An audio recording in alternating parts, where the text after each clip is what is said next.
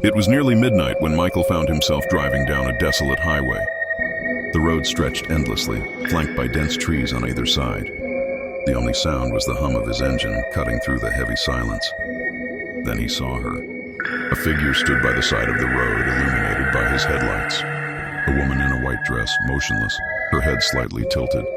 Her face was indistinct, like a shadow blurred by the light, but her red, glowing eyes pierced through the darkness. Michael's grip tightened on the wheel.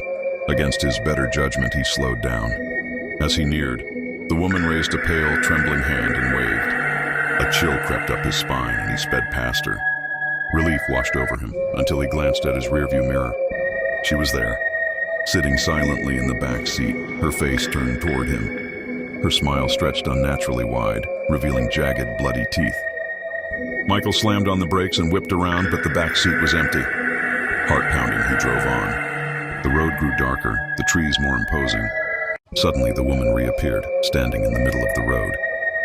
This time, her feet didn't touch the ground. Her white dress fluttered unnaturally, as if caught in an invisible wind. Michael swerved to avoid her, the car screeching as it skidded to a halt. Trembling, he tried to steady himself when a sharp knock came at his window. He turned slowly.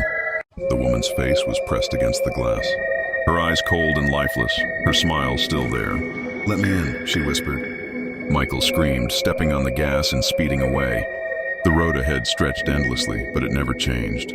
The same trees, the same darkness over and over again. His GPS glitched, the screen flickering before going completely black. The laughter started then, a low, guttural chuckle that grew louder with every passing moment. Michael's hands shook as he gripped the wheel. That's when he felt it. A cold hand covering his on the steering wheel. "You'll never leave," a voice whispered in his ear. The next morning, Michael's car was found abandoned on the side of the highway. The windshield was smeared with a bloody handprint, and inside the car, the driver's seat was soaked.